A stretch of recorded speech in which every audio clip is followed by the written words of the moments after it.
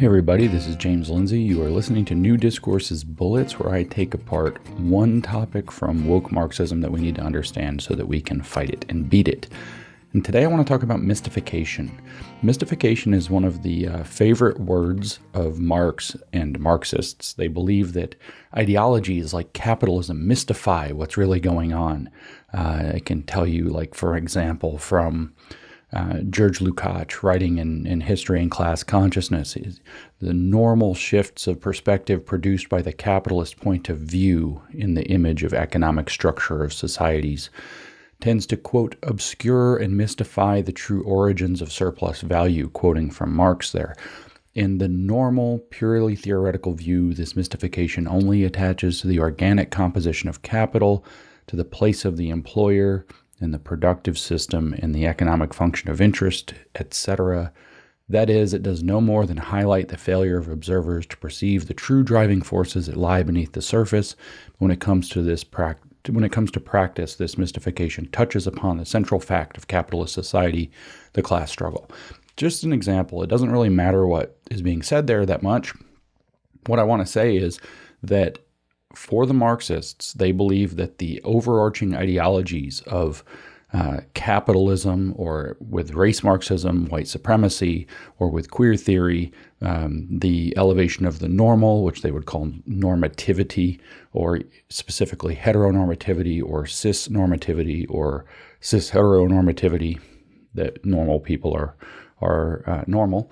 These ideologies mystify the true nature of reality, which they are uncovering. Marx billed himself as somebody who was peeling back the layers of ideology. In fact, he claimed that Marxism was, in fact, the one thing that's not an ideology because it's the anti-ideology. And so I want you to learn, the point of this podcast is not to dive deeply into what mystification is about.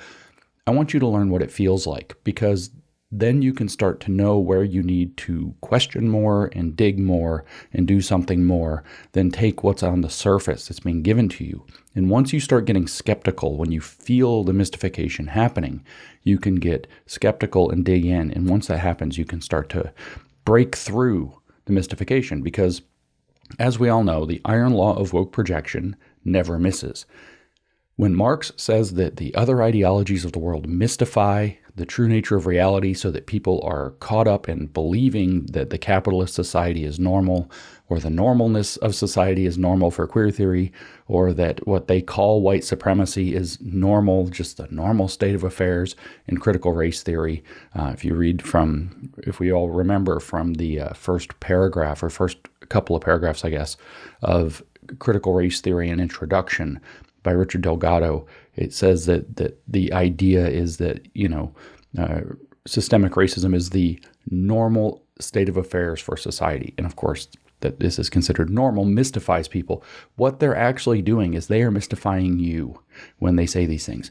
They are not pointing out a mystification of society. They are using arguments to mystify people. It's literally like a magic trick. And I want people to know when the magic trick is being done to you, because there are magicians and you go and you watch them, and that's great. You get entertained. You've paid to go. They're tricking you, but it's kind of awesome. In fact, it's mystifying and fascinating, and you're having a good time and you paid for that. But on the other hand, what if it was a guy who was doing a magic trick like three-card Monte to rob you? Right? What if they are doing some kind of a illusion to mystify you so you don't know what's happening and suddenly you've lost your watch or your wallet? That's more what's happening with Marxists. They are mystifying people with twisted arguments that are very difficult to see through.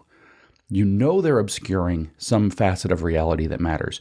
You know they are blending contexts so that two things that are different are treated as though they are the same. But you can't always see how they're doing it.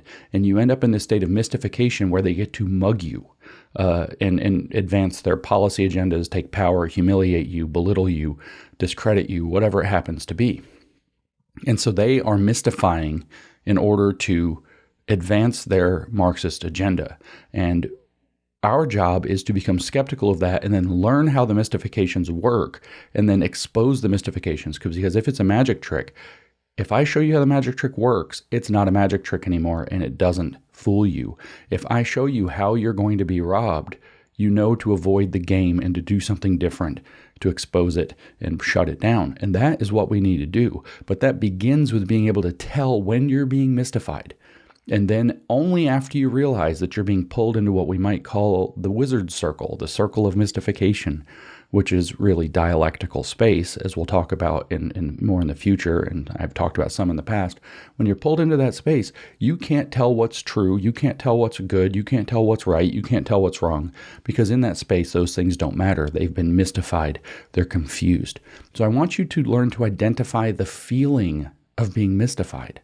That's what this is about. It's not about whatever's in history and class consciousness, or I could pull out some examples from, Marx's own writing or whatever. Here's an example that is very mystifying. Okay, this is actually from the Bostock decision, the recent Supreme Court decision, the Bostock decision about, it's the colloquial belief is that it's about gay marriage. And so here is what Justice Gorsuch wrote, and he's been mystified. And you're going to hear the mystification, because the sensation that you're going to have is that you're being mugged by words, that you know something must be wrong, but you have no idea how to tell what's wrong. And you're like, damn, that's a good argument for something I know can't be right. And you don't know how to unwind it. And our job is to identify that feeling so we know we have to work harder at it. And then when we identify the feeling, to drill on the edges until we can pierce through the circle of mystification. Then we can expose what it is. Then we can get clear thought. Then we can get better jurisprudence than this. Because he's talking actually about the transgender issue in this decision. And he is rendering the majority opinion here. And he writes, or take an employer who fires a transgender person who was identified as a male at birth, but who now identifies as a female. If the employer retains an otherwise identical employee who was identified as female at birth, the employer intentionally penalizes a person identified as male at birth for traits or actions that it tolerates in an employee identified as female at birth. Again, the individual employee's sex plays an unmistakable and impermissible role in the discharge decision.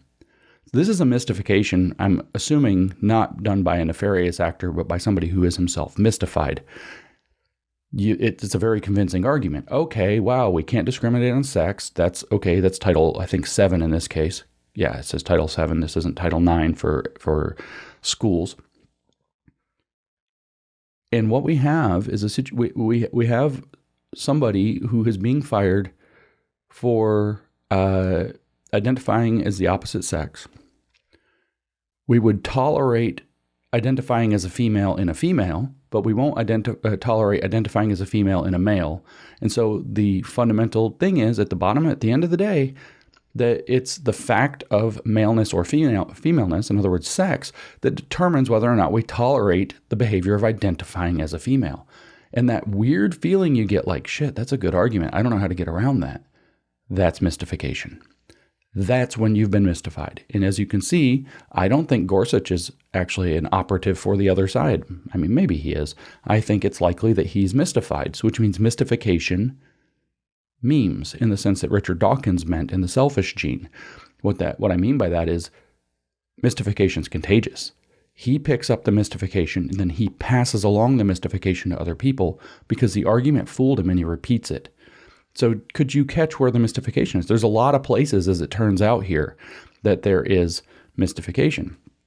So here's what got obscured, because it seems like a decent argument, at least if you're kind of not paying close attention. Here's something that a woman can do and employment will be tolerated, but a man cannot do, or vice versa, right?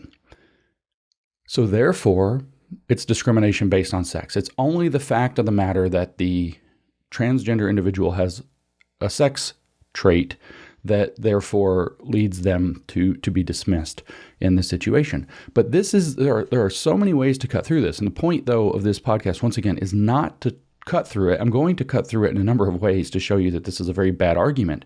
But the point is, I want you to learn to identify that feeling of mystification where you think, wow, that's a good argument for something I know is wrong. That's the essence. That's a good argument for something I know is wrong.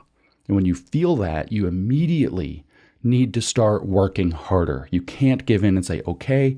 You need to say, I need to think about that, and go home and think about it. And you make no decisions until you are absolutely clear on why you have this dissonance between knowing that it's got to be wrong and yet not being able to pierce the argument. In other words, no decision gets made until you pierce the argument, because you're making a decision within mystification otherwise, where right and wrong, true and false, good and evil become impossible to tell. They become subjective determinations.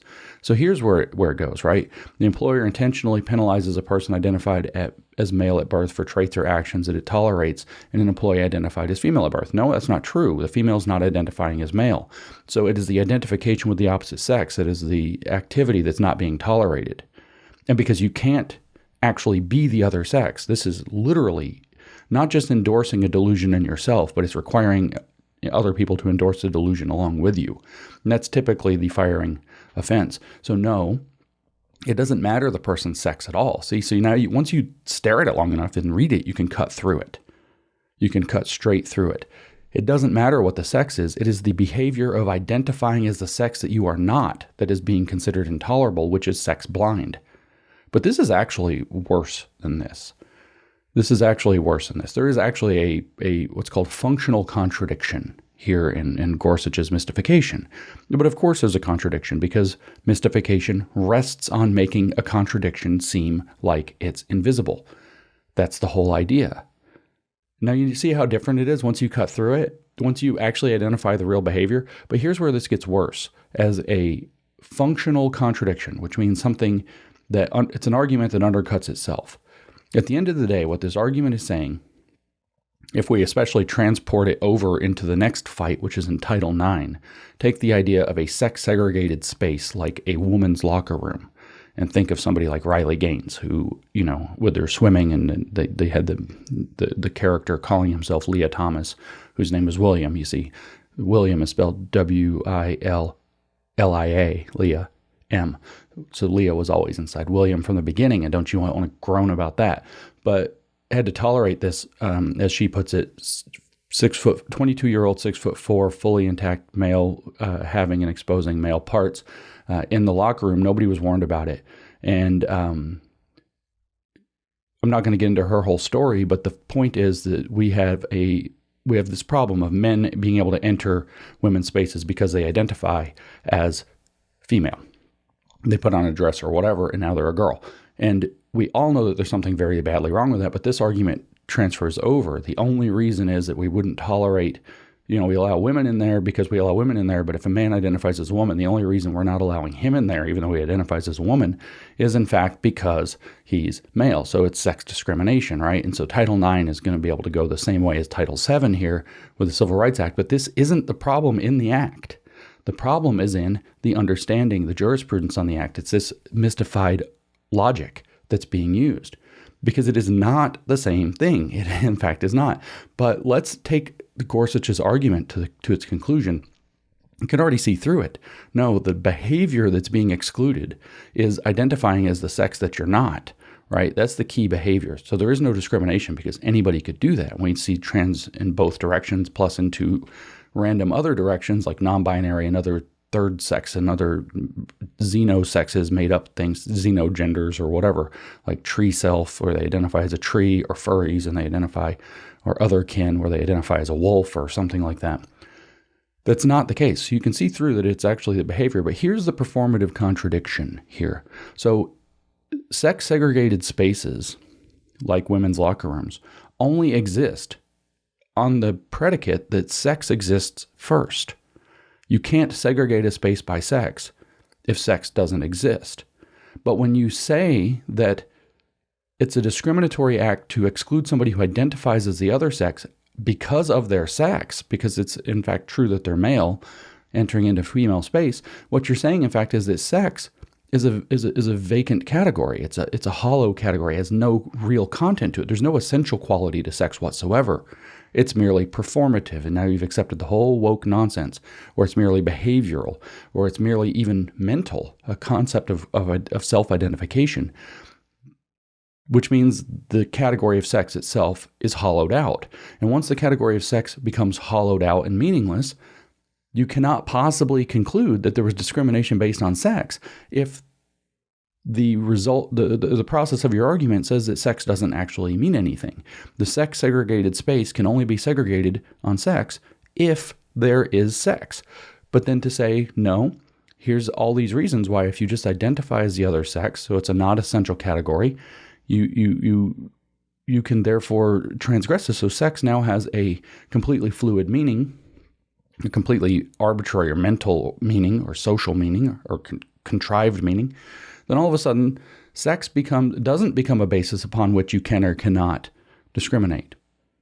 And so you can't claim that there's discrimination based on sex if your argument depends on saying that sex doesn't matter, which is what the logic of this mystified opinion does. So this is why I've spoken in the past and written in the past about the need to rouse the American judiciary for people to get clear on this concept of mystification and how woke people give arguments to mug reality, or mug us of reality, really.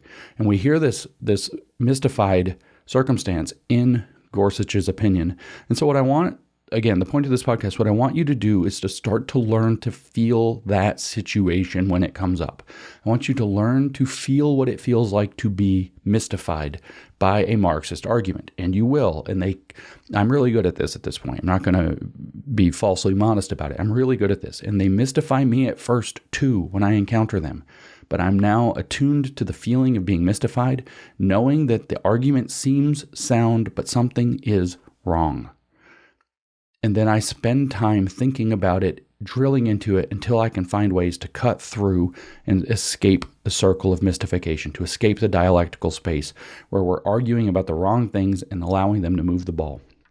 So that's what I want you to be able to do, to feel that you've heard what sounds like a good argument for something you know is wrong. Now you're being mystified. It is your duty at that point to start looking at what words mean, start digging into the circumstance, start trying to get down to the essential core if you want to be able to cut through. And now not everybody's going to be great at that, but it's essential that we get some people who are good at it, because the second one person can cut through it, the whole magic trick goes away. It's like that show where Penn and Teller used to sit there and watch magicians. And if the magicians could actually fool them, could do the trick without them being able to guess how they did the trick, they won some prize. But if they, Penn and Teller are very, very seasoned illusionists. So they'd sit there and then they would try to explain the trick. And if they could explain the trick, the magician didn't win the prize. We need lots of people who operate like Marxist mystification Penn and Tellers, who can sit there and cut through the mystification and explain the mystification and get down to the essential core of the argument, so that we don't continue to have Supreme Court justices who are on the conservative side of things even falling for the mystification and passing bad jurisprudence that advances leftist agendas that are actually going to destroy our country. So become attuned to, become awake to, become not comfortable with, but aware of, and the feeling of mystification. Don't run away from the dissonance that it causes to be in the mystified state. Instead, dig as hard as you can when you detect it. Make no decisions in the mystified state whatsoever. Don't go along. Don't agree to anything. Demand time and space to think about it, to work it out, and work as hard as you can to cut through to get to the argument that unveils the place where the truth is being hidden by the mystifying argument. If we continue to do this and get better and better at this, we take away overwhelmingly the lion's share of their power, and we can actually stop them.